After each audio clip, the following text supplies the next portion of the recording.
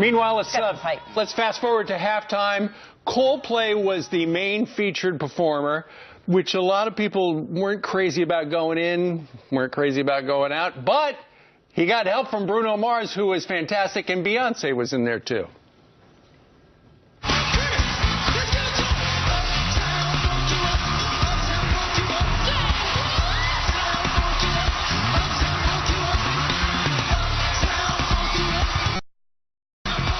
And that was the moment, right?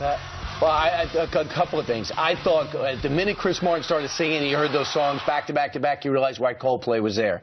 Then we lost him for about an hour. And then everybody else came up. I love the flashbacks in other performances. I'm surprised that Janet Jackson didn't make the cut. I'm wondering why on that. But they went back other 50 years of great halftime performances.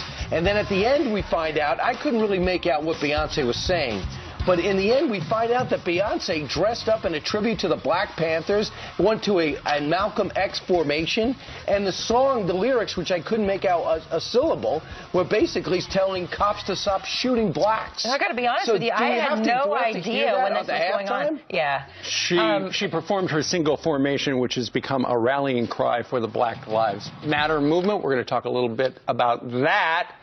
A little later on. Rudy Giuliani is going to be with us in 1 hour. In the meantime, let's go up to loves music. He is, everybody knows, America's musician. Yeah, okay, so we're going to go ahead and show you some video then of Beyonce's performance with Coldplay and Bruno Mars. But Beyonce got a police escort there, and then she gives a salute to the Black Lives Matter movement. Dre McKesson tweeted out, #formation, shout-outs to Malcolm X and MJ were excellent. It was a nod to 1966 founding of the Black Panther Party. What did you think of that? I think it was outrageous. The halftime show, I thought it was ridiculous anyway. I don't know what the heck it was. A bunch of people like bouncing around and doing strange things. They look good. It was terrible. I think Bruno Mars. I actually even know why we have this. I mean, this is you got to do something at halftime. This is football, not Hollywood. Yeah. And I thought it was really outrageous that she used it as a platform to attack police officers, who are the people who protect her and protect us and keep us alive. And what we should be doing in the African American community and all communities is build up respect for police officers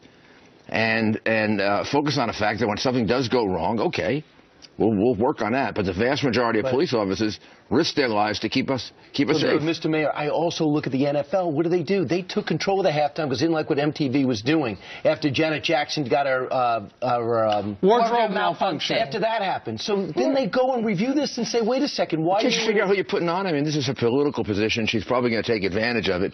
You're talking to middle America when you got the Super Bowl. So if you can have entertainment, let's have, decent, wholesome entertainment and not use it as a platform to attack the people who, put their lives at risk to save us. When you think of Beyonce, I think, some people think of Jay-Z. I think of Tucker Carlson.